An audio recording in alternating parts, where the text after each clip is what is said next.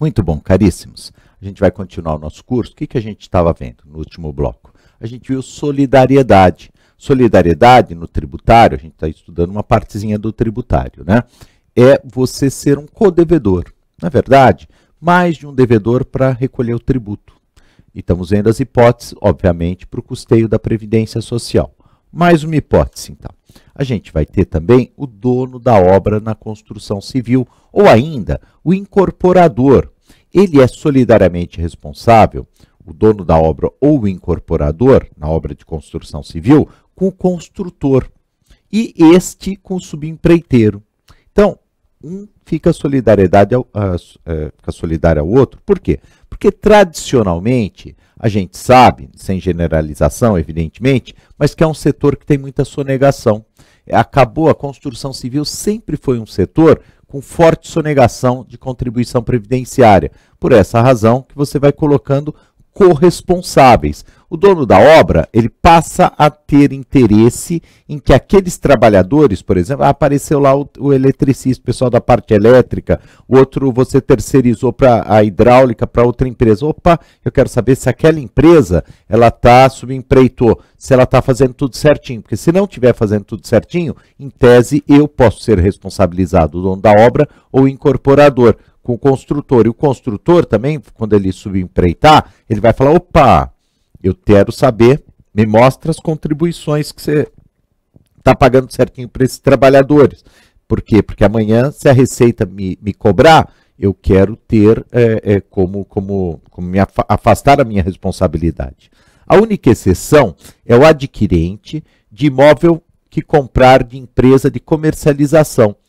O que seria isso, gente? É quando você vai num stand de vendas, né? Você fala assim, puxa, eu quero comprar esse apartamento. Daí você olha o apartamento, tem todos aqueles trabalhadores, aqueles operários trabalhando e tal. Como que você vai saber se a empresa está pagando, está recolhendo as contribuições? Você concorda? Ah, mas eu comprei, eu sou o dono da obra. Eu sou o dono do apartamento, ou pelo menos de uma parte da obra. Ou se for uma casa, por exemplo, eu sou o dono do próprio imóvel.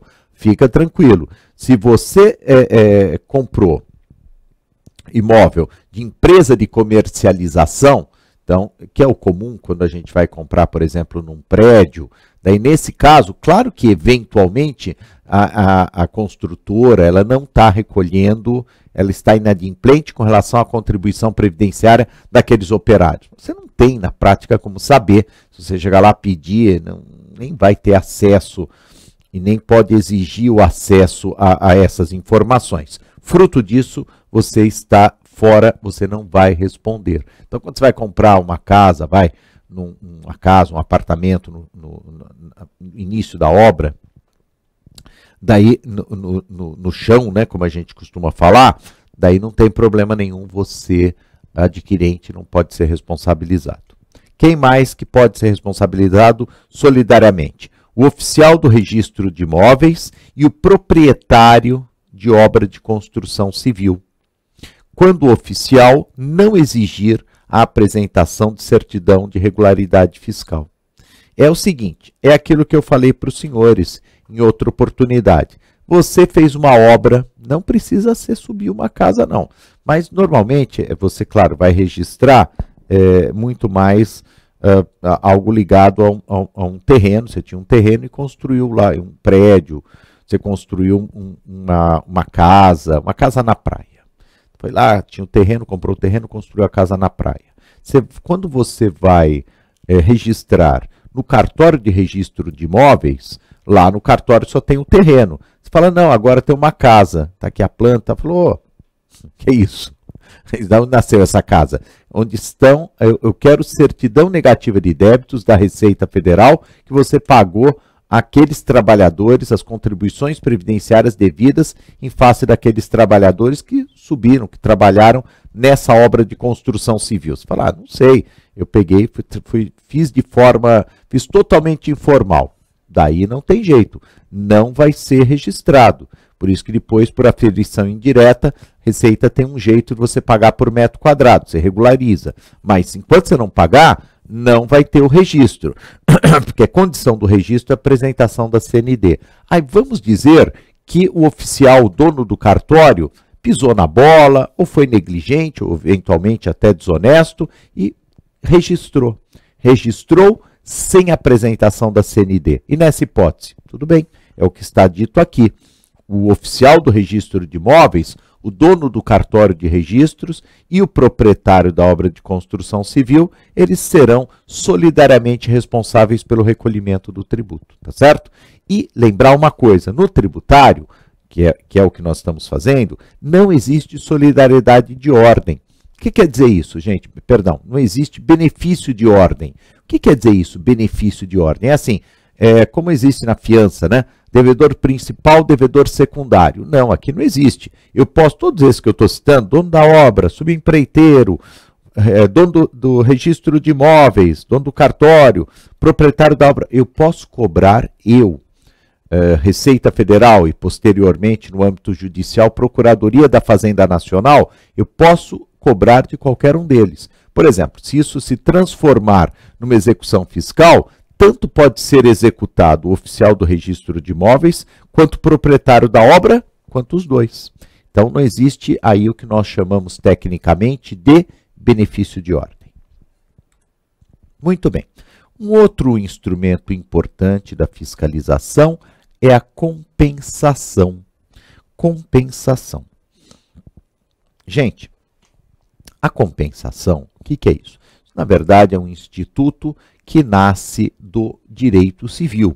Então, a compensação, você vai encontrá-lo, em primeiro lugar, no direito civil, na verdade, no direito das obrigações. O que é a compensação? O encontro de contas entre o credor e o devedor, entre credores e devedores. Então, a título de exemplo, se eu te devo R$100, você me deve R$100, a gente faz uma compensação e, na prática, nenhum de nós deve nada. Ou, pelo contrário, se eu te devo R$200, você me deve R$100, fazemos uma compensação, um encontro de contas e, na verdade, eu não te devo R$200, passo a te dever R$100. Ok, um abatimento. Esse conceito muito utilizado no direito privado, no direito civil, a gente traz para o direito tributário. Tanto que no campo do tributário stricto sensu, ele está previsto no artigo 124 e 125 do Código Tributário Nacional. Então, ele está no 124 e 125 do CTN. Ok. E perdão, 124, 125 não, compensação, isso é da solidariedade, né? A compensação, ele é 170 e 170A do CTN. Deixa eu até anotar aqui para você não confundir. Então, artigo 170 e artigo 170A do Código Tributário Nacional. Perfeito. Que fundamenta também a compensação previdenciária. Mas a compensação previdenciária tem um artiguinho específico na Lei 8.212, que é o artigo 89. E o que fala a compensação no âmbito tributário? Bom, a compensação no âmbito tributário, ele é um encontro de contas, da mesma forma. Um encontro de contas, só que de débitos e créditos tributários, ok? Então, pode ser vencidos, pode ser vincendos, mas créditos e débitos tributários. Então, eu posso ser credor da Receita? Claro que posso. Posso ter pago a maior, posso ter recolhido uma contribuição que posteriormente foi julgada total ou parcialmente inconstitucional pelo Supremo Tribunal Federal, ok? Bom, dadas essas circunstâncias, o que nós temos? Os créditos previdenciários, perfeito? Relativos a contribuições previdenciárias. Os créditos relativos a contribuições previdenciárias, das quais, obviamente, o contribuinte é credor, serão compensados com parcelas vincendas ou vencidas, futuras ou passadas, de tributos administrados pela Secretaria da Receita Federal do Brasil. Essa é a ideia. Então, isso aqui, na verdade, tem até uma regulamentação em outra lei, que é 11.457, de 2007, que não é exigida no concurso dos senhores.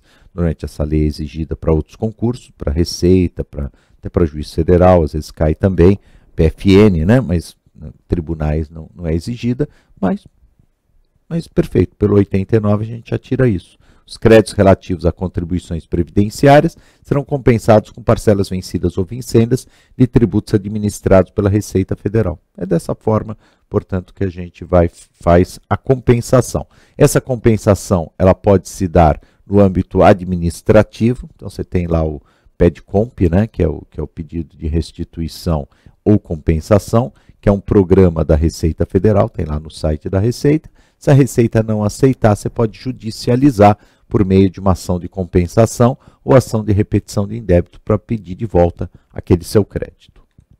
Bom, depois tem aqui a retenção de 11%.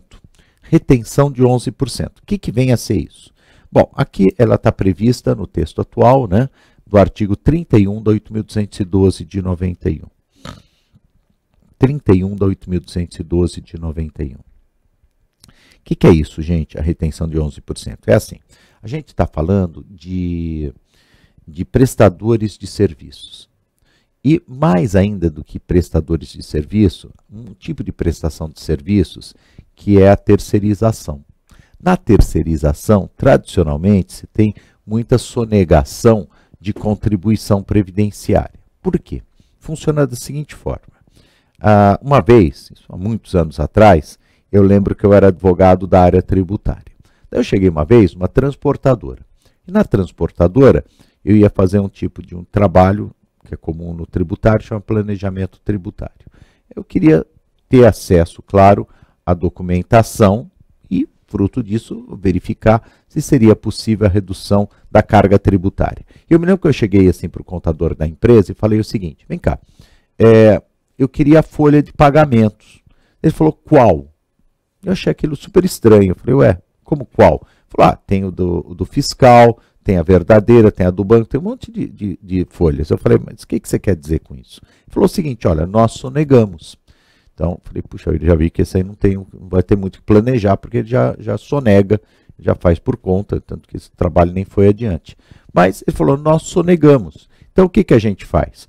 Eu chego, o meu trabalhador não fica na sede. Se tiver um fiscal aqui, que ele vai saber se eu tenho 100 empregados, se eu tenho 50, se eu tenho 20. Então, eu tenho várias folhas de pagamento, eu tenho várias contabilidades com relação a isso. Isso era uma tradição, não tradição sem generalizar, claro, mas era muito comum na terceirização de mão de obra. Por quê?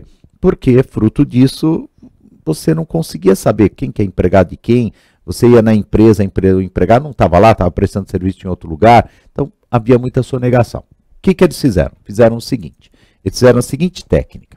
Os tomadores de serviços terceirizados, nos quais haja cessão de mão de obra, o que é isso? Sei lá, vamos pegar, eu tenho uma empresa de segurança e eu cedo mão de obra para um hospital, para fazer a segurança do hospital, perfeito? Então, o tomador de serviço de mão de obra, no caso, é o hospital, e o prestador de serviços é a empresa de segurança.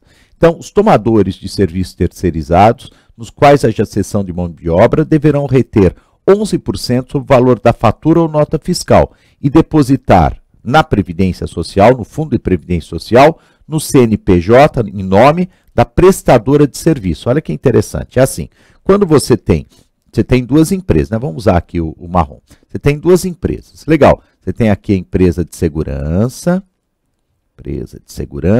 você tem aqui o hospital. Então, aqueles trabalhadores dessa empresa daqui de segurança, eles vão trabalhar aqui no hospital. E existe um contrato de prestação de serviço do hospital com a empresa de segurança, vamos dizer que cujo valor seja 100 mil reais. Ok. Então, como é que funciona? Os empregados são da empresa de segurança. O hospital retém desses 100 mil, 11%. E já deposita em nome da empresa de segurança na Previdência Social. Então, vai 11 mil reais, eles já depositam. Daí, o que faz a empresa de segurança? A empresa de segurança vai fazer o seguinte, a empresa prestadora de serviço, que é a empresa de segurança no nosso exemplo, vamos voltar aqui. A empresa prestadora de serviços calculará a contribuição patronal devida. Ele vai calcular quanto ele tinha que pagar, 20% sobre a folha, aqueles trabalhadores que estão no hospital, mas que são dele, né? Calculará a contribuição patronal da parte da empresa devida e complementará o valor adiantado ou pedirá a restituição do valor pago a maior. Deixa eu explicar. Funciona assim, é um adiantamento. Ele chega lá e pega 11% do valor do contrato, já adianta. Poxa, depois eu faço o meu cálculo de quanto eu, empresa de segurança, teria que recolher, por exemplo, daqueles 10, 15 seguranças que ficam no hospital. Ah, vamos dizer que não era 11 mil, era 14 mil. Tudo bem, eu pego uma guia, uma GPS e pago a diferença. Puxa, esses 11 mil foi muito.